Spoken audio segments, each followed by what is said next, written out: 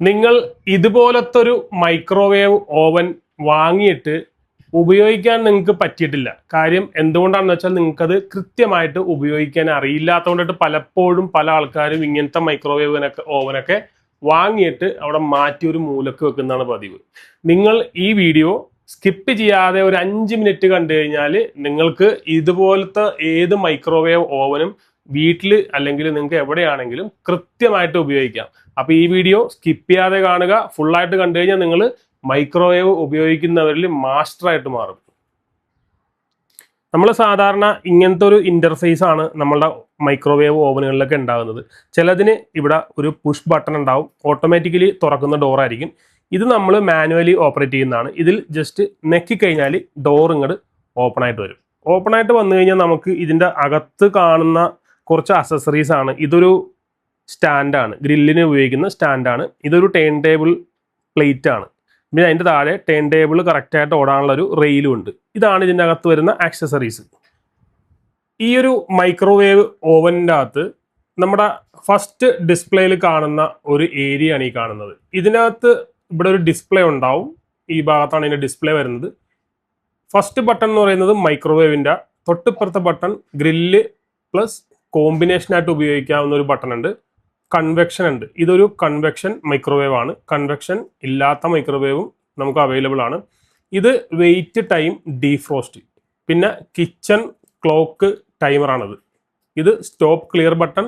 പിന്നെ ഈ കാണുന്ന ബട്ടൺ എന്ന് പറയുന്നത് സ്റ്റാർട്ട് 30 സെക്കൻഡ് കൺഫേം. അതായത് ഏത് പ്രോഗ്രാം എടുത്തിട്ടായാലും നമ്മളത് കൺഫേം ചെയ്യാവുന്ന ബട്ടണാണ്. ഈ കാണുന്ന ബട്ടൺ എന്ന് പറഞ്ഞാൽ ഇതിൻ്റെ ഓട്ടോ മെനു. ഓട്ടോ മെനു നമുക്ക് സെലക്ട് ചെയ്യാനുള്ള ഒരു ബട്ടണാണ്. ഈ ഒരു കാണിക്കുന്ന തിരിക്കുമ്പോഴത്തേക്കും അതിനകത്തൊരു ലൈറ്റൊക്കെ ഉണ്ടാവും.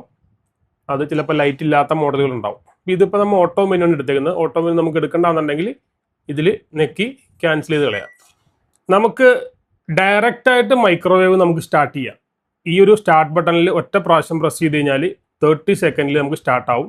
പക്ഷെ നമ്മൾ ശ്രദ്ധിക്കേണ്ട കാര്യം, മൈക്രോവേവിൻ്റെ അകത്ത് മൈക്രോവേവ് സ്റ്റാർട്ട് ചെയ്യുന്ന സമയത്ത് എപ്പോഴും മെറ്റൽ പാർട്ടുകൾ എന്തെങ്കിലും, പാത്രങ്ങളോ അല്ലെങ്കിൽ അങ്ങനെ എന്തെങ്കിലും ഇരിക്കുന്നുണ്ടെങ്കിൽ അത് നമ്മൾ അതെടുത്ത് മാറ്റിയിട്ട് വേണം മൈക്രോവേവ് സ്റ്റാർട്ട് ചെയ്യാനായിട്ട്. അല്ലെങ്കിൽ അതിൻ്റെ മൈക്രോവേവിൻ്റെ മാഗ്നറ്റിക് വേവ്സ് വരുന്ന മാഗ്നട്രോണിന് കംപ്ലൈൻറ്റ് വരാനുള്ള സാധ്യത കൂടുതലാണ്.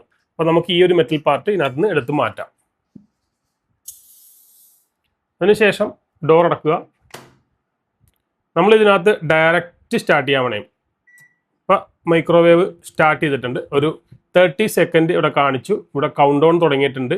അത് 30 സെക്കൻഡ് വരെ അത് കറക്റ്റായിട്ട് വർക്ക് ചെയ്യും. ഇത് വർക്ക് ചെയ്യുന്ന സമയത്ത് ഇതിനകത്തൊരു ചെറിയ ഹമ്മിങ് സൗണ്ട് വരും. അത് മൈക്രോവേവ് വർക്ക് ചെയ്യുന്നുള്ളതിനുള്ളൊരു തെളിവാണത്. ആ ഒരു ഹമ്മിങ് സൗണ്ട് വരുന്നത്. പിന്നെ ഒരു വൈബ്രേറ്റ് ചെയ്യുന്ന പോലത്തെ ചെറിയൊരു കുഞ്ഞു സൗണ്ടും കൂടി ഇതിൻ്റെ കൂടെ വരും.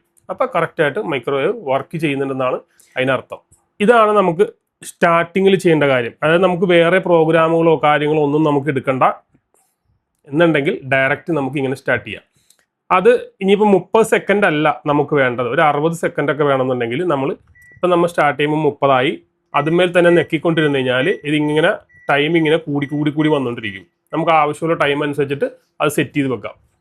നമ്മൾ കൂടുതലും മൈക്രോവേവ് ഉപയോഗിക്കുന്നത് ഇൻസ്റ്റൻ്റ് ആയിട്ട്, അതായത് പെട്ടെന്ന് നമുക്ക് എന്തെങ്കിലും ഒന്ന് ചൂടാക്കണം. ഇപ്പോൾ ഫ്രിഡ്ജിലിരിക്കുന്നതായാലും അല്ലെങ്കിൽ ഇപ്പോൾ കുട്ടികളൊക്കെ സ്കൂളിൽ നിന്ന് വരുമ്പോൾ അവർക്കൊരു ചായ ഇട്ട് കൊടുക്കണം പെട്ടെന്ന്, അല്ലെങ്കിൽ ഒരു പാസ്ത ഉണ്ടാക്കി കൊടുക്കണം, അല്ലെങ്കിൽ നൂഡിൽസ്, അങ്ങനത്തെ കാര്യങ്ങളൊക്കെ ചെയ്യാനായിട്ട് ഇൻസ്റ്റൻ്റ് ആയിട്ട് നമുക്ക് പെട്ടെന്ന് ഒരു നിസാര ടൈം കൊണ്ട് നമുക്ക് ചെയ്യാൻ പറ്റുന്ന ഒരു പ്രൊഡക്റ്റാണ് മൈക്രോവേവ്.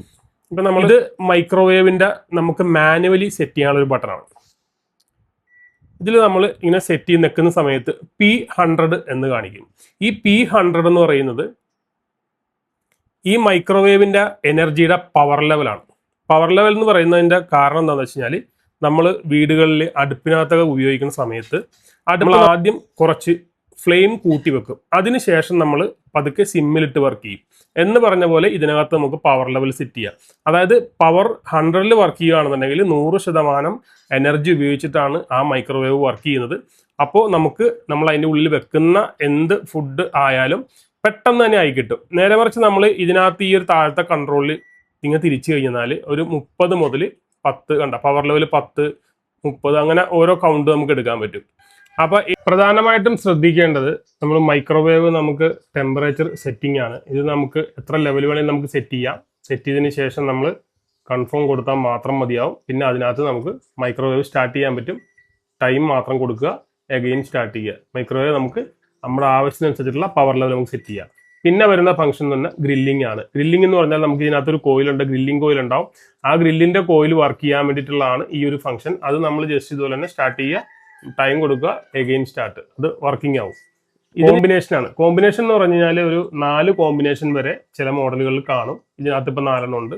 ഇതിനകത്ത് 4 എന്ന് പറയുന്നതിനകത്ത് ഫസ്റ്റ് കോമ്പിനേഷനിൽ മൈക്രോവേവ് പ്ലസ് കൺവെക്ഷൻ ആണ് വർക്ക് ചെയ്യുന്നത്. സെക്കൻഡ് കോമ്പിനേഷനിൽ മൈക്രോവേവ് പ്ലസ് ഗ്രില്ലാണ് വർക്ക് ചെയ്യുന്നത്. തേർഡ് കോമ്പിനേഷനിൽ വർക്ക് ചെയ്യുന്നത് കൺവെക്ഷൻ പ്ലസ് ഗ്രില്ലാണ് വർക്ക് ചെയ്യുന്നത്. പിന്നെ ഫോർത്തിൽ ഇത് 3ഉം വർക്ക് ചെയ്യും, മൈക്രോവേവ്, കൺവെക്ഷൻ ആൻഡ് ഗ്രില്ല്. ഇത് എങ്ങനെയാണ് എടുക്കേണ്ടതെന്ന് വെച്ചാൽ ഡയറക്റ്റ് നമ്മൾ ഇതിനകത്ത് സ്റ്റാർട്ട് കൊടുക്കുക, അതിനുശേഷം നമ്മൾ ടൈം സെറ്റ് ചെയ്യുക, എഗെയിൻ സ്റ്റാർട്ട് കൊടുക്കുക. അപ്പോൾ ആ ഒരു പ്രോഗ്രാം സ്റ്റാർട്ടായി. ഇത് കൺവെക്ഷൻ ആണ് ഇപ്പം നമ്മൾ നെക്കിയേക്കുന്നത്. ഇതിനകത്താണ് നമുക്ക് ടെമ്പറേച്ചർ സെറ്റ് ചെയ്യാനായിട്ട് നമുക്ക് കൺവെക്ഷനിൽ മാത്രമേ പറ്റുള്ളൂ. നമുക്ക് ടെമ്പറേച്ചർ ആവശ്യമുള്ള സെറ്റ് ചെയ്യുക, സ്റ്റാർട്ട് കൊടുക്കുക, ടൈം കൊടുക്കുക, എഗെയിൻ സ്റ്റാർട്ട് കൊടുക്കുക. അപ്പോൾ അത് കൺവെക്ഷൻ സ്റ്റാർട്ട് ആയിട്ടുണ്ട്. പിന്നെ അതുകൂടാതെ വെയിറ്റ് ടൈം ഡീഫ്രോസ്റ്റ്, അതാണ് അടുത്ത ഫംഗ്ഷൻ. ഈ വെയിറ്റ് ടൈം ഡീഫ്രോസ്റ്റ് എന്ന് പറഞ്ഞാൽ നമ്മൾ ഫ്രിഡ്ജിൽ നിന്നൊക്കെ എടുത്തിട്ടുള്ള സാധനങ്ങൾ നമുക്ക് നോർമൽ ടെമ്പറേച്ചറിലേക്ക് മാറ്റാൻ വേണ്ടിയിട്ടാണ് ഈ വെയിറ്റ് ടൈം ഡീഫ്രോസ്റ്റിൽ ഈ ഒരു പ്രോഗ്രാം നമ്മൾ സ്റ്റാർട്ട് ചെയ്യുന്നത്. ഇതിനകത്ത് നമ്മൾ എടുത്തു കഴിഞ്ഞാൽ D1 ഉണ്ട്, ഡീഫ്രോസ്റ്റ് 2 ഉണ്ട്. അതായത് D1 എന്ന് പറഞ്ഞാൽ D എന്ന് പറഞ്ഞാൽ ഡീഫ്രോസ്റ്റ് ആണ്. അപ്പോൾ ഇതിനകത്ത് D1-നകത്ത് നമ്മൾ വർക്ക് ചെയ്യുന്നത് മെയിനായിട്ട് തന്നെ ഇതിനകത്ത് വർക്ക് ചെയ്യുന്നത് മൈക്രോവേവ് എനർജിയാണ് വർക്ക് ചെയ്യുന്നത്. ഇത് നമ്മൾ എന്താ ചെയ്യേണ്ടതെന്ന് വെച്ചാൽ D1 സെലക്ട് ചെയ്യുക, സ്റ്റാർട്ട് കൊടുക്കുക, നേരെ എത്ര ഗ്രാമാണുള്ളതെന്ന് നോക്കുക, നമ്മുടെ ഏകദേശ വെയിറ്റ് അത് വെച്ചിട്ട് നമ്മൾ സ്റ്റാർട്ട് കൊടുത്ത ഡയറക്റ്റ് മൈക്രോവേവ് വർക്ക് ചെയ്യും. അതിനുശേഷം പിന്നെ നമ്മൾ D2 ആണ് എടുക്കുന്നത്. D2-ൽ വരുന്നതെന്ന് പറഞ്ഞാൽ നമുക്ക് എടുത്തിട്ട് നമ്മൾ എന്താണ് ടൈമാണ് കൊടുക്കേണ്ടത്. മുമ്പ് നമ്മൾ D1-ൽ നമ്മൾ ഗ്രാമാണ് കൊടുത്തെങ്കിൽ ഇതിൽ നമ്മൾ ടൈമാണ് കൊടുക്കുന്നത്. ടൈം കൊടുത്തിട്ട് സ്റ്റാർട്ട് ചെയ്യുക. പിന്നെ ഇതുള്ളത് നമുക്ക് കിച്ചൺ ടൈം സെറ്റ് ചെയ്യാനുള്ള ഒരു ബട്ടണാണ്. പിന്നെ ഇതൊരു സ്റ്റോപ്പ് ക്ലിയർ, നമ്മൾ എന്തെങ്കിലും പ്രോഗ്രാം എടുത്തിട്ട് മാറിപ്പോയിട്ടെ നമുക്ക് സ്റ്റോപ്പ് ക്ലിയർ അടിച്ചിട്ട് നമുക്ക് രണ്ടാമത് എടുക്കാവുന്നതാണ്. ഇത് നമുക്ക് സ്റ്റാർട്ട്, കൺഫേം, ഇത് അതിൻ്റെ ഓട്ടോ മെനു. ഇത്രയൊക്കെയാണ് ഇതിനകത്തുള്ളൊരു ഫംഗ്ഷൻ. അപ്പോൾ ഈ ഒരു വീഡിയോ എന്ന് പറഞ്ഞു കഴിഞ്ഞാൽ നിങ്ങൾക്ക് എന്തെങ്കിലും കൺഫ്യൂഷൻസ് കാര്യങ്ങൾ എന്തെങ്കിലും ഉണ്ടെങ്കിൽ നിങ്ങൾ കമൻ്റായിട്ട് അറിയിച്ചു കഴിഞ്ഞാൽ ഇതിന് കുറച്ചുകൂടി ഡീറ്റെയിൽ ആയിട്ട് നിങ്ങൾക്ക് വേണമെന്നുണ്ടെങ്കിൽ കമൻ്റായിട്ട് അറിയിച്ചാൽ ഞാനത് കൃത്യമായിട്ട് നിങ്ങൾക്ക് മറുപടി തരുന്നതായിരിക്കും. Thank you.